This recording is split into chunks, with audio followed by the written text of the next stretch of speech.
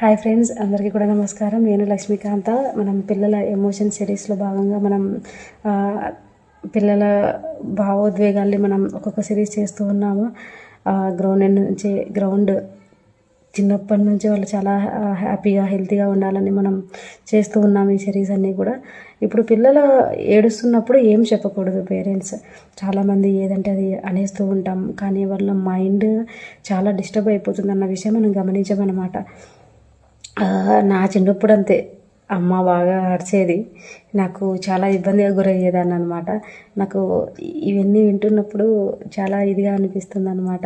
అయ్యో, ఇవన్నీ మా అమ్మగారికి ముందే చెప్పింటే నన్ను అనేది కాదు కదా అనిపిస్తూ ఉంటుంది. కానీ నేను ఇప్పుడు ఆత్మజ్ఞానం తెలుసుకున్నాను కదా, చాలా హ్యాపీగా ఉందన్నమాట. ఇప్పుడు నేను ఎంతోమంది షేర్ చేస్తూ ఉన్నా కదా, నాకు అదొక ఆనందం అనమాట. ఎందుకంటే ఇప్పుడు వాళ్ళకి తెలియదు, ఇప్పుడు నాకు తెలుసు. ఎంతోమంది నేర్చుకోవాలి, తెలుసుకోవాలన్న ఉద్దేశంతో మనం ఈ సిరీస్ చేస్తూ ఉన్నాం అనమాట. కాబట్టి ఏది తప్పు కాదు. ఓకేనా ఫ్రెండ్స్, మనం చేద్దాం ఈ వర్క్. తెలిసిన వారందరికీ కూడా షేర్ చేయండి. అందరం తెలుసుకొని పిల్లల్ని చాలా చక్కగా సరిదిద్దుదాం. ఏడుస్తుంటే మనం ఏం చెప్పకూడదు అంటే కనుక, మన నోటి నుంచి వచ్చే మాటలు ఇవే అనమాట. అయ్యో, ఇంకా చాలు, ఆపు, ఎందుకురా అంతగా ఏడుస్తావు, నిన్ను ఎవరేమన్నారా, అసలు నిన్ను ఎవరైనా కొట్టారా, తిట్టారా, ఎందుకు ఏడుస్తున్నావు, చెప్పు, నీ బాధ ఏంటో చెప్పు, ఇలా అంటూ ఉంటాం అనమాట. ఏమైంది, పెద్ద విషయం కాదు కదా ఇప్పుడు, ఎందుకు అనేసి మనం అరుస్తూ ఉంటాం అనమాట పిల్లల్ని. ఇంకా ఏడిస్తే బాగోదు, కానీ ఇవే మాటలు పిల్లల మనసును మూసేస్తాయి. ఎందుకంటే వాడు ఎందుకు ఏడుస్తున్నాడో వాడికి, ఆ చిన్న మనసుకి వాడికి తెలుసు కదా. కానీ మనం పెద్దవాళ్ళకి మనకు అర్థం కాదు ఆ చిన్న పసి మనసులో ఏముంటుందో. కానీ మనం, అరే గాడిదా ఆపురా, నువ్వు ఎందుకు ఇంతగా ఏడుస్తున్నావు, ఏడ్చా అంటే ఇంకొకటి పీకుతా, ఏడ్చావంటే ఇంకొకటి వేస్తా నీకు, ఏడు పాపరా, ఏడు పాపితే నీకు చాక్లెట్ తెప్పిస్తా, ఏడు పాపితే నీకు అది కొనిపిస్తా, అలా చెప్తూ ఉంటాం అనమాట.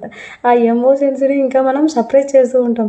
ఒరే నువ్వు ఏడుకురా స్వామి, నీ ఏడుపు చూస్తుంటే నాకు తల నొప్పిస్తుందిరా అని చెప్తూ ఉంటాం అనమాట పిల్లల్ని. వాడు ఏడు పాపితే ఏదో ఒకటి కొనిపిద్దాం, అది చేద్దాం, ఇది చేద్దాం అనుకుంటూ ఉంటారు అనమాట నిజానికి తల్లిదండ్రులు.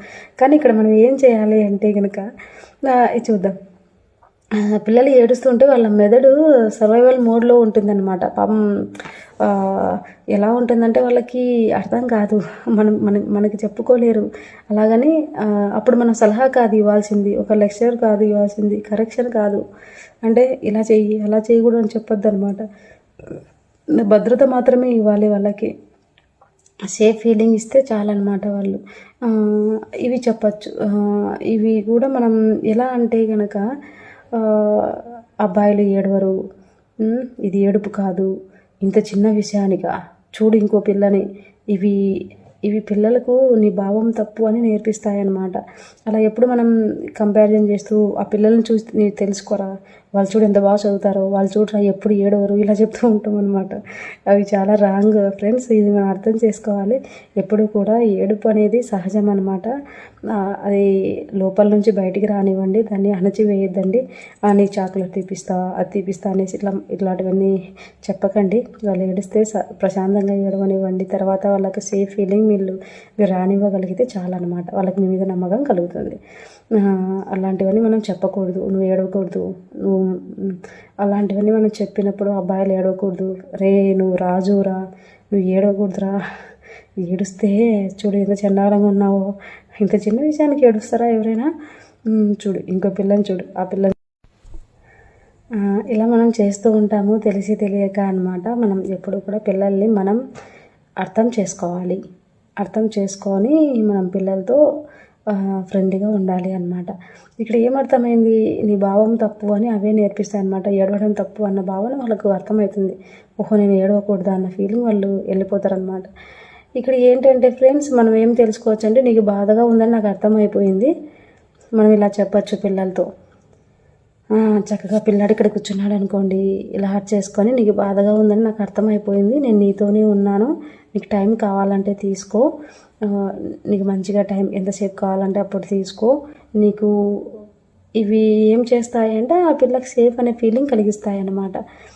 ఇక్కడ ఏంటంటే పిల్లల ఏడుపు ఆపాలంటే మాటలు కాదు ఫ్రెండ్స్, అర్థం కావాలి మనకనమాట. మనం ఏం చేస్తాం, వాళ్ళు ఎందుకు ఏడుస్తున్నారో అర్థం కావాలి ఫస్ట్.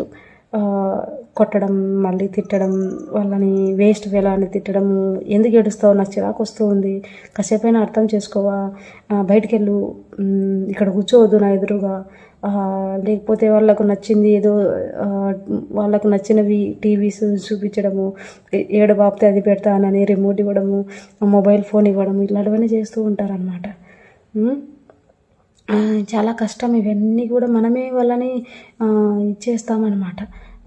మళ్ళీ చెడు మార్గంలోకి దొబ్బేస్తూ ఉంటాం. వాళ్ళు ఎందుకు ఏడుస్తున్నారో మనం అర్థం చేసుకోకుండా ఇంకో దారికి మరల్చడానికి మనం ఇంకో ప్రయత్నం చేస్తూ ఉంటాం అనమాట. ఎందుకంటే మనం అక్కడ మనకు ఆ బర్డెన్ తగ్గాలి కదా, మనం అందుకు అలా చేస్తూ ఉంటాం అనమాట. అది చాలా రాంగ్. మనం అర్థం చేసుకోవాలి ఫ్రెండ్స్. పిల్లల మనసుల్ని మనం చాలా చక్కగా అర్థం చేసుకొని చిన్నప్పటి నుంచే మనం చక్కగా వాళ్ళని ఒక ఫ్రెండ్ లాగా, ఒక గైడ్ లాగా మనం ఇవ్వాలి అనమాట. ఈరోజు పిల్లల భవిష్యత్తు మన చేతుల్లోనే ఉంటుంది friends. Thank you so much. ఇలాంటి మరిన్ని వీడియోస్ కోసం